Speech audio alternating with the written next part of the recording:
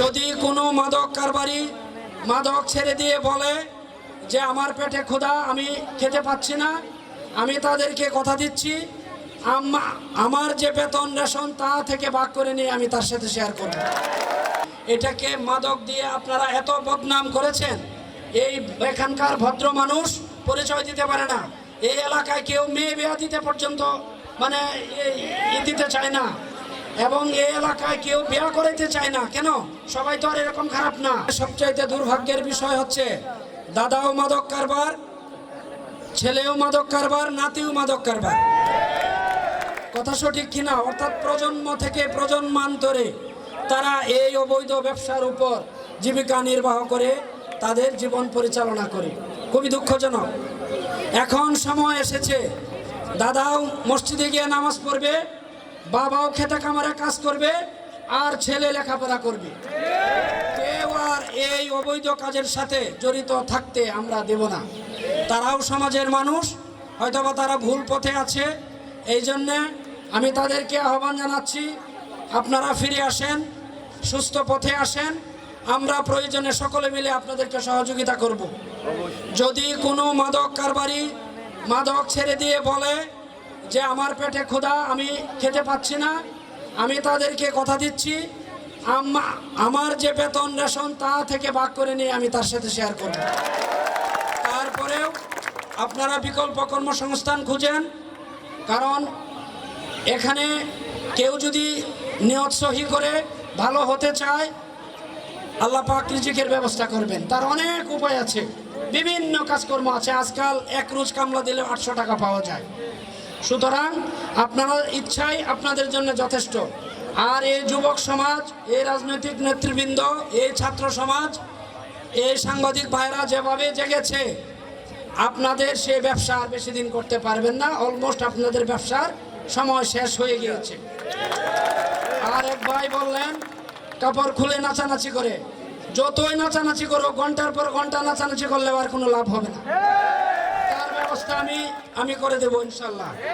এই জেলায় যতদিন আছি বিভিন্ন জায়গায় এরকমভাবে ছাত্র যুবক ভাইদের নেতৃত্বে এবং বিভিন্ন রাজনৈতিক দলের প্রত্যক্ষ সহযোগিতায় এরকমভাবে কমিটি হচ্ছে এবং আমরা সুফল পাচ্ছি। কারণ এই এত বড় কাজ, ঘরে ঘরে যেখানে মাদক কারবারি, মাদক সেবনকারী, এ পুলিশে রাখার পক্ষে সম্ভব, বা সরকারের অন্য কোনো বাহিনী কিংবা এজেন্সি অথবা সংস্থার পক্ষে সম্ভব?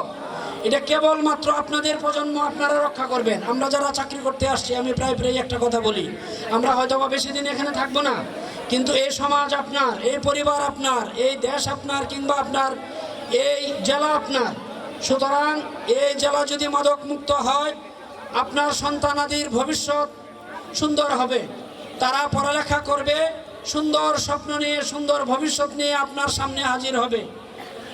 এখন দেখা যায় যে বাবা মা তার সন্তানকে ধরিয়ে দেওয়ার জন্য থানায় এসে কান্নাকাটি করে, নেতৃবৃন্দের কাছে যায় যে আমার ছেলে আমাকে ধরে পিটায়। কারণটা হচ্ছে তার তো মাথায় কোনো সেন্স নাই।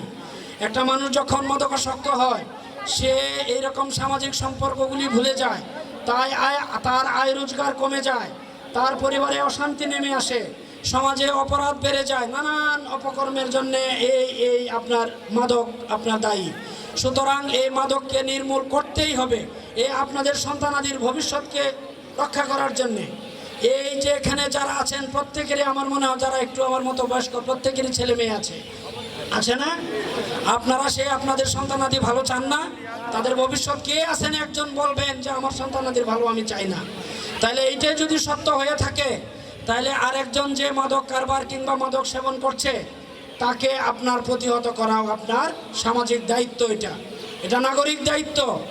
এটা আপনার দেশপ্রেমের আলোকে আপনার সেটা করতে হবে। এই মাদক কারবার করে বা সেবন করে অল্প কিছুজন মানুষ, সবাই ভদ্র মানুষ, সবাই ভালোভাবে বেঁচে থাকতে চায়। আমরা তাদের পক্ষে আছি, তাদের পাশে আছি।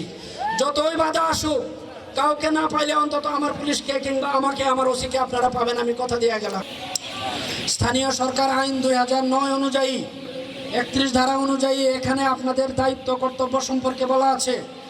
এই গ্রামাঞ্চলের সমস্ত অপরাধের তথ্য আপনারা পুলিশকে দিবেন এবং ইউনিয়ন পরিষদকে দিবেন, থানা পুলিশকে জানাবেন।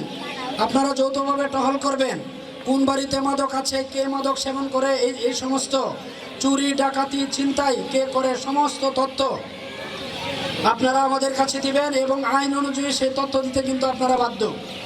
এই জন্যে আপনারা ইনশাল্লাহ সেই কাজটুকু করবেন। আমি আন্তরিকভাবে আপনাদেরকে অনুরোধ জানাই, আপনারা পিছিয়ে থাকবেন না। আপনারা যদি আরেকটু এগিয়ে আসেন, আপনারা আরেকটু তৎপর হন, তাহলে আমাদের শক্তিটা আরও বৃদ্ধি পায়।